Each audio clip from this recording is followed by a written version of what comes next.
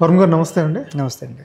Sir ఇప్పుడు మీరు last time మనం పాడ్కాస్ట్ చేసినప్పుడు మీరు ఒక పాయింట్ చెప్పారు. రియల్ ఎస్టేట్లో ఎక్కువ ఎప్పుడు ఇన్వెస్ట్ చేస్తున్నాం, ఎప్పుడు కొంటున్నాం అనే దానికంటే ఎప్పుడు ఎగ్జిట్ అవుతున్నాం అనేది చాలా ఇంపార్టెంట్ అని చెప్పారు. ఈ ఎగ్జిట్ స్ట్రాటజీ గురించి మాకు చెప్తారు డీటెయిల్గా? సో ఎగ్జిట్లో 2 రకాలు ఉంటాయండి. ఒకటి, మార్కెట్ ఇంకా స్లో అయిపోయింది, దీని దాటి పెరగదేమో అన్నది నా ఫీలింగ్ అనుకోండి. అప్పుడు ఒక పరిస్థితిలో ఎగ్జిట్ అవుతాను నేను. 2, నాకు అవసరం ఉంది, నెసెసిటీ, ఇంట్లో పెళ్ళో మెడికల్ ఎక్స్పెన్సెస్ లేకపోతే ఏదో క్యాపిటల్ రిక్వైర్మెంట్ ఉన్న ఎక్స్పెన్స్ వచ్చింది అనుకోండి, అప్పుడు ఫస్ట్ అసెట్ అమ్ముదామని అనుకుంటున్నాను. సో నీడ్ బేస్డ్ అసెట్ సేల్స్లో ఎప్పుడు కూడా ముందున్న వాళ్ళకి మీకు అవసరం ఉండి అమ్ముతున్నారని తెలిసినప్పుడు ఎప్పుడు కూడా మార్కెట్లో హైయెస్ట్ వాల్యూ అచీవ్ చేయరండి. సో ఫస్ట్ అలాంటప్పుడు తీసుకోవాల్సిన జాగ్రత్త ఏంటి అంటే 3 రకాల అసెట్స్ ఎగ్జాంపుల్ తీసుకుందామండి. ఓపెన్ ప్లాట్ ఉంది మీ ఊర్లో, అది పంచాయతీ అప్రూవ్డ్, మీ ఊరు పంచాయతీ అయితే, లేదు మున్సిపల్ లిమిట్స్లో ఉంటే municipal approved, or whichever is the highest authority there, దాని అప్రూవల్ ప్రకారం ఉన్న ప్లాట్ ఉంది అనుకుందాం ఎగ్జాంపుల్. 2, మీ దగ్గర 1 ఎకరం భూమి ఉంది, అది మీరు agriculture purpose as per definition, agriculture చేసినా చేయకపోయినా మీరు నాన్ కన్వర్టెడ్ ల్యాండ్స్ అన్నీ కూడా డిఫాల్ట్ అగ్రికల్చర్ జోన్లో ఉంటాయి. ఇది 2వ ఎగ్జాంపుల్ అనుకుందాం. 3వది ఇల్లు, కిరాణా షాపు, వేర్ హౌజో, అంటే దాని మీద ఏదో ఒక బిల్డింగ్ ఉంది. ఈ 3 అసెట్స్లో కూడా ఫస్ట్ చేయాల్సిన రిక్వైర్మెంట్ ఏంటంటేనండి, మనకి ఏ రోజు అవసరం వస్తుందో తెలియదు కనుక ఒక ప్లాట్ కొంటే దానికి మినిమం బౌండరీ ఎస్టాబ్లిష్ చేయాలండి. Boundary can be compound wall, boundary can be fencing. ఇది చేసి దానికి మనం బేసిక్ కరెంట్ మీటరో ఏదో ఒకటి ఉందనుకోండి, అప్పుడు అది కొంచెం బ్యాంకబుల్ అవుతుందండి. అది మున్సిపల్ అప్రూవల్ ఉందనుకోండి, బ్యాంకర్కి మీరు వెళ్ళి లోన్ పెట్టాలనుకున్నారు, అవసరం వచ్చింది, మీకు ఇన్కమ్ ఎలిజిబిలిటీస్ ఉన్నాయి, షార్ట్ టర్మ్ ఏదో రిక్వైర్మెంట్ వచ్చింది, మీరు లోన్ పెట్టాలనుకున్నారు. జనరల్గా నేను చూసిన ఎగ్జాంపుల్స్లో ప్లాట్ వాల్యూ 3 కోట్లు ఉంటుంది లేదా 1 కోటి రూపాయలు ఉంటుంది. వాళ్ళ అవసరం యాక్చువల్ 40 లక్షలు 30 లక్షలు ఉంటుంది. కాకపోతే వాళ్ళు ఎందుకు అమ్ముతున్నారు? ఇంట్లో అవసరం ఉండి అమ్ముతున్నారు. అప్పుడు కొనుక్కునే వాళ్ళు వచ్చి ఏమంటారు, సరే 80కి అయితే కొంటానండి అంటారు. అంటే మీ 40 లక్షల అవసరం కోసం మీరు 1 కోటి రూపాయలు వస్తున్నాయి 80 లక్షలకు అమ్ముకుంటున్నారు. అంటే మీ నష్టం అవకాశం ఓన్లీ ఆపర్చునిటీ లాస్కి 20 లక్షలు, 40 లక్షల అవసరం మీద 20 lakhs ఆపర్చునిటీ లాస్ మీకు. సో దానికన్నా బెటరు వాళ్ళు నిజంగా డిసిప్లిన్ మెయింటైన్ చేసి అవసరం లేని రోజు కూడా దానికి ఒక ఫెన్సింగో, కాంపౌండింగో, బౌండరీ మార్కింగ్ చేసుకుని దాన్ని బ్యాంకబుల్ చేసి ఉంచుకుని ఉంటే డెఫినెట్గా బ్యాంకర్ మీకు he would have given it. First trial బ్యాంక్కి వెళ్ళేవారు కదా, ఎల్లుంటే కనుక మీరు 40 లక్షల బదులు 50 లక్షలు 30 లక్షలు లోన్ తెచ్చుకునేవారు. ఓపిక ఉన్నప్పుడు మళ్ళీ పార్షల్గా కట్టేసుకుందరు.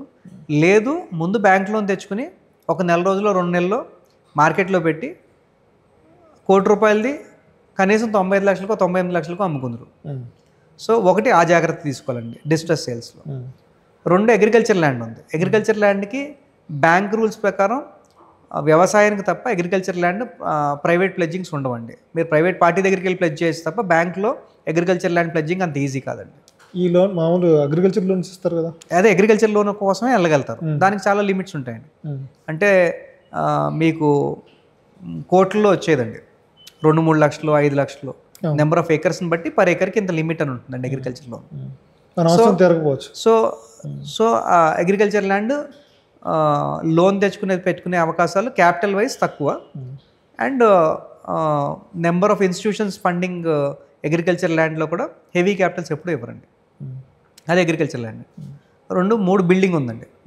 బిల్డింగ్ ఫుల్లీ లిక్విడబుల్ యూజువలీ, మీకు అన్ని అప్రూవల్స్, LRSలు, BRSలు అన్నీ కట్టేస్తున్న ప్లాట్లు, దాని మీద ఉన్న బిల్డింగ్స్ ఆల్రెడీ విత్ అప్రూవల్స్ ఉన్నాయనుకోండి, బిల్డింగ్కి ఎప్పుడు కూడా బ్యాంకర్ ఫస్ట్ కంఫర్ట్ ఎందుకు ఇస్తారంటే, ఒక ఓపెన్ ప్లాట్ బ్యాంక్ వచ్చి రోజు పొజిషన్ చూసుకోలేరు కదండి. మీరు ఫెన్సింగ్ వేసినా సరే రేపు పొద్దున్న పక్కన లోపల జరుగుతారేమో అన్న ఒక డిఫాల్ట్ థ్రెట్ ఫ్యాక్టర్ ఉంటుంది బ్యాంకు కూడా. అదే బిల్డింగ్ ఉంటే యూజువలీ ఆక్యుపై కాదు అన్న కాన్ఫిడెన్స్ ఎక్కువ ఉండి బ్యాంక్ జల్దీ లోన్ ఇస్తుందండి. దానికి విత్ అప్రూవల్స్ అన్నీ క్లియర్గా ఉన్నాయనుకోండి, ఇంకా ఈజీ బ్యాంకబుల్. సో ఒక ఎగ్జిట్ ఏమో ఈ డిస్ట్రెస్ అసెట్ ఎగ్జిట్ గురించి మాట్లాడేవాడిని. ఇంకొక ఎగ్జిట్ ఏంటి, మీరు ఒక సైటో ఎకరం భూమో ఉంది మీది, అది లాస్ట్ 2-3 years నుంచి ఫస్ట్ ఎప్పుడైతే ఎక్కువ ఎప్రిషియేట్ కాదో అప్పుడు మీకు ఫస్ట్ ఆలోచన స్టార్ట్ అవుతుందండి. అది దాని ట్రిగరింగ్ పాయింట్ అంటారు.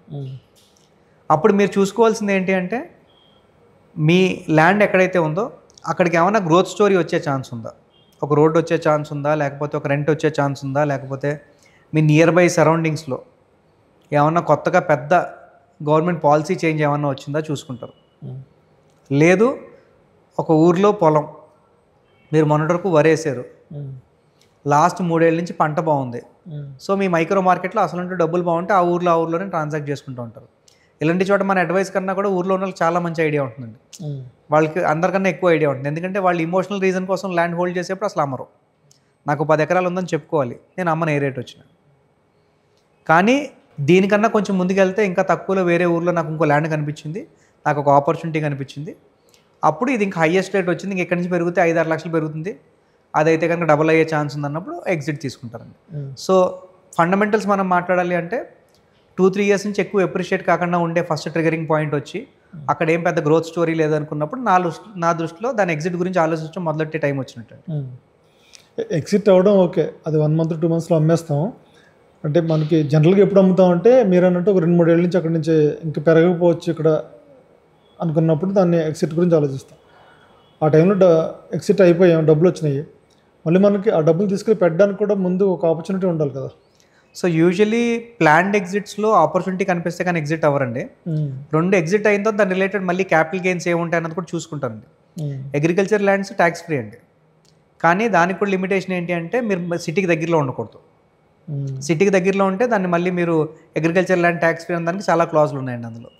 ఇంత పాపులేషన్ దాటి మున్సిపాలిటీకి ఇంత దూరంలో ఉంటే కనుక అగ్రికల్చర్ ల్యాండ్ కూడా there are clauses. So agriculture lands as agriculture land అయితే ట్యాక్స్ ఫ్రీ అండి. అదే సేమ్ మీరు నాన్ అగ్రికల్చర్ కన్వర్టెడ్ ల్యాండ్ అమ్ముతున్నారు అనుకోండి, first short term long term capital gain వెళ్తుంది అనుకోండి, అమ్మక ముందు ఫస్ట్ చూసుకోవాల్సింది ఆ క్యాపిటల్ గెయిన్ పోను నా ఇన్వెస్ట్మెంట్ వర్తా కదా అని చూసుకోవాలి. ఓకే అండి, థ్యాంక్ యూ సో మచ్ అండి. వెల్కమ్.